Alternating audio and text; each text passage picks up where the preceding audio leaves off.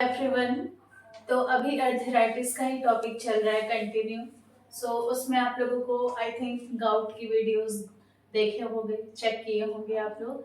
तो अब हम आगे की तरफ बढ़ते हैं, यानी कि आज हम चर्चा करेंगे ऑस्टियो अर्थराइटिस के बारे में।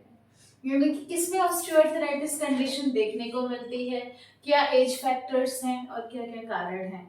तो सबसे पहली चीज, ऑस्टियो अर्थराइटिस होता क्या है। तो इस कंडीशन में ऑस्टियोआर्थराइटिस के लिए एक वियर एंड टियर टर्म भी यूज किया जाता है। यानी कि एक उम्र के बाद मैक्सिमम लोगों में जो कार्टिलेज घिस जाती है, कार्टिलेज खराब हो जाती है, कार्टिलेज का ब्रेक डाउन हो जाता है, तो उस कंडीशन में जब इन्फ्लेमेशन क्रिएट होती है तो उसको ऑस्टियोआर्थराइटिस का नाम दिया गया है। यानी ये भी एक प्रकार का गठिया है, पर कब होता है, किन में होता है, ये चीज आप लोगों को याद रखना है।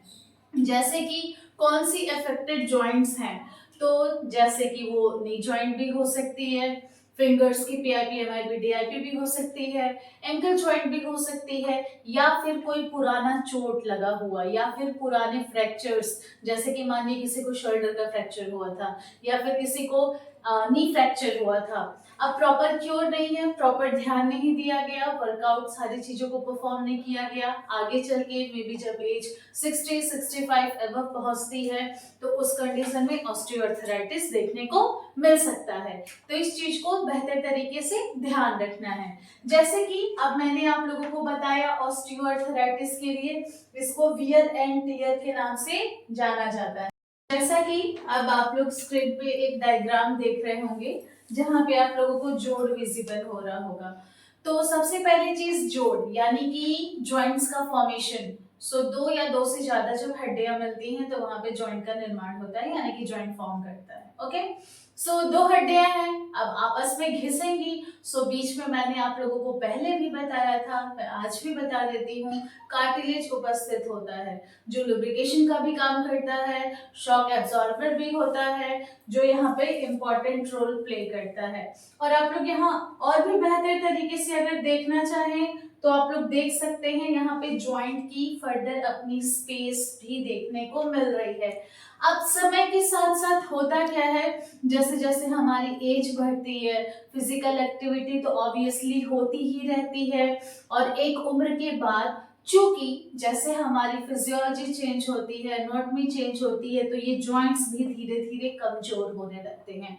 ओके, तो उस कंडीशन में समय के साथ साथ ये कार्टिलेजेस भी क्या होने लगते हैं, ब्रेक डाउन होने लगते हैं, रप्चर होने लगते हैं। और फिर क्या कॉज होता है, अब इन दो हड्डियों के बीच में अगर एक पतली सी कार्टिलेज है, समय के साथ जैसे जैसे उसका हम इस्तेमाल किए, वियर एंड टियर हुआ, यानी कि हमारा वेट भी वियर होता है, फिर वो समय के साथ टियर होने लगी, यानी खराब होने लगी, फटने लगी, ब्रेक डाउन होने लगी। तो आगे चल के जब एक हड्डी दूसरे हड्डी से, अब जोड़ है तो ऑब्वियसली कभी ना कभी तो हम मूवमेंट करेंगे ही, तो क्या होगा, जब ये एक दूसरे से घिसने लगेंगे तो फिर पेशेंट को पेन फील होता है, यानी कि वहां पे इन्फ्लेमेशन कॉज होता है, जैसा कि आप लोगों को इस डायग्राम में देखने को मिल रहा होगा। अब इन्फ्लेमेशन कॉज होता है तो जैसे ही मैं इन्फ्लेमेशन बोल रही हूँ आप लोगों के दिमाग में इन्फ्लेमेशन के सारे साइन आ गए होंगे आई थिंक।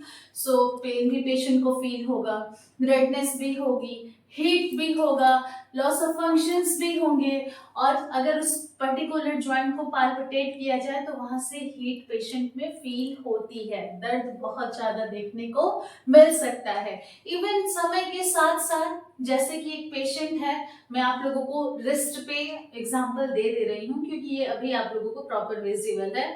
अब पेशेंट का क्या है, यहाँ पे पेन हो रहा है, ऑब्वियसली दर्द हो रहा है, तो सबसे पहले तो हम चाहते हैं कि दर्द कम हो जाए, तो उसको कम करने के लिए हम उसकी मूवमेंट को एकदम रेस्ट्रिक्ट कर देते हैं, ना मूवमेंट होगा ना दर्द कॉज होगा।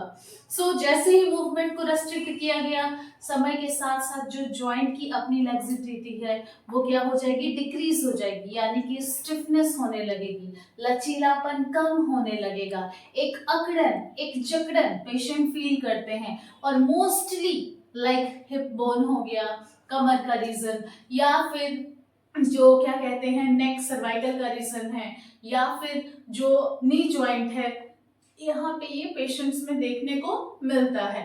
ओके, अब आप लोगों को इसके बारे में पता चला। अब क्या क्या साइन एंड सिम्टम्स हैं आप लोगों ने समझ लिया। पेशेंट को ये सारी चीजें रहेंगी। उसके साथ साथ अगर नी ज्वाइंट है तो चलने में पेशेंट को काफी दिक्कत होगा। लाइक वो ज्वाइंट इतनी कैपेबल नहीं है कि उस पर्टिकुलर पर्सन का जो बॉडी वेट है उसको बियर कर सके। सो पेशेंट को उसमें भी बहुत सारी दिक्कतों का सामना करना पड़ता है।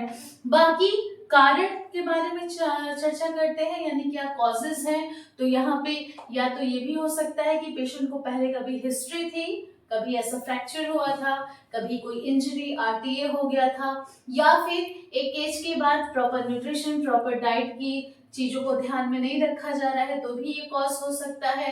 तो ऐसे ऐसे करके फर्दर बहुत सारे कारण हैं ऑस्टियोआर्थराइटिस कॉज होने के। ओके, और ऐसा नहीं है कि अब ऑस्टियोआर्थराइटिस हो गया है तो वहां पे चांसेस नहीं है रूमेटॉइड आर्थराइटिस नहीं होने के या ऑस्टियोपोरोसिस नहीं होने के। ऑब्वियसली ऐसा कॉम्बिनेशन में भी पेशेंट में ये दिक्कतें देखने को मिलती हैं। ठीक, आगे चलते हैं। यानी कि ठीक है, पेशेंट में कंडीशन हुई, आपने कॉजेस देखा, साइन एंड सिम्टम्स देखे। अब आगे चल के वहां पे प्रॉपर फिजिकल एग्जामिनेशंस होते हैं, एक्सरेज होते हैं, जिसमें मैंने पहले आई थिंक बताया होगा ज्वाइंट स्पेस भी कम देखने को मिलता है। जैसा कि आप लोग देख सकते हैं यहाँ प्रॉपर ज्वाइंट स्पेस विजिबल है। Okay, but in the case of this diagram आप देख सकते हैं दोनों तरफ जो ज्वाइंट स्पेस है समय के साथ साथ धीरे धीरे कम होती जा रही है। तो इस चीज पे भी ध्यान रखना है। उसके बाद फर्दर और भी बोन से रिलेटेड बोन डेंसिटी टेस्ट, और पेशेंट ऑस्टियोपोरोटिक तो नहीं है, उसकी बोन हेल्थ कैसी है, इन सभी के बारे में भी प्रॉपर डायग्नोसिस को प्रिपेयर किया जाता है। आफ्टर दैट आते हैं ट्रीटमेंट के बारे में, यानी कि निदान में क्या किया जाता है। तो सबसे पहली चीज निदान में हम बात करते हैं, सबसे पहले तो दर्द को कम करना, यानी कि एनेसेट्स की जो दवाइयां चलती हैं इन्फ्लेमेशन को कम करती हैं, पेन को कम करती हैं, पेशेंट का जो दर्द है वो थोड़ा कूल डाउन होगा, रिलीफ मिलेगा। उसके बाद पेशेंट को एक सपोर्टिव डिवाइस प्रदान किया जाता है, यानी कि आप लोगों ने बहुत कंडीशंस में ऐसा देखा होगा अपने आसपास में, पेशेंट्स को ब्रेसेस दिए जाते हैं, घुटने के पास में एक शॉक्स वो पहनते हैं जो क्या करता है, एक सपोर्ट प्रदान करता है, जिससे कि जब वो व्यक्ति खड़ा हो तो उसको एक प्रॉपर सपोर्ट घुटने पे मिला रहे, जिससे कि वो चल सके। तो मार्केट में अलग अलग शेप एंड साइज के ब्रेसेस अवेलेबल हैं। इसके साथ साथ अगर कंडीशन और ज्यादा सीवियर है, एंकल में दिक्कत है, तो उसके लिए शूज मार्केट में ऑर्थोटिक्स डिवाइस अवेलेबल होती है। ओके, उसके बाद लाइक फिजिकल एक्टिविटी, अब जिस ज्वाइंट में ऐसी कंडीशंस हैं उससे रिलेटेड कुछ एक्सरसाइजेस उस पर्सन को बताई जाती है। क्यों? क्योंकि अगर वो एक्सरसाइजेस को नहीं परफॉर्म किया, अकड़न जकड़न लंबे समय तक पैदा रही, तो मे बी उनकी मोबिलिटी भी समय के साथ सीवियर हो सकती है, यानी पेशेंट बेड रिडन हो सकता है, ना उसका चलना हो पाएगा, ना ही खड़े होना हो पाएगा। तो ये सब आगे चल के उसकी लाइफ को खराब कर सकती है। ओके, उसके बाद और आगे की तरफ बढ़ते हैं, यानी कि पेशेंट को हीट और कूल थेरेपी जैसी कंडीशन है उस हिसाब से थेरेपीज को प्रोवाइड करना है, जिससे कि पेशेंट को आराम मिले। उसके बाद कुछ एक्सरसाइजेस होती हैं, कुछ स्ट्रेचिंग होती है, जैसे पेशेंट की कंडीशन है उसके बारे में पता करते हुए उन सभी चीजों के बारे में बताया जाता है।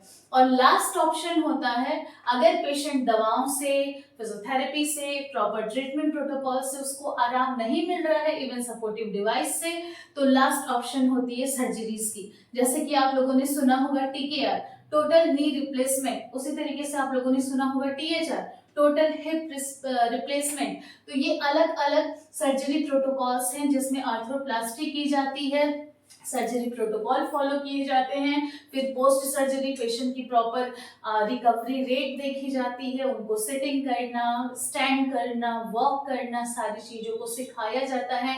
एंड देन कहीं जाके पेशेंट अपनी एडीएल एक्टिविटी को इम्प्रूव कर पाते हैं, यानी कि एक्टिविटी ऑफ डेली लिविंग को इम्प्रूव कर पाते हैं। तो इस प्रकार ऑस्टियोआर्थराइटिस कंप्लीट हुआ। इसके बारे में बेहतर तरीके से समझते रहिएगा, पढ़ते रहिएगा। आज के लिए इतना ही, धन्यवाद।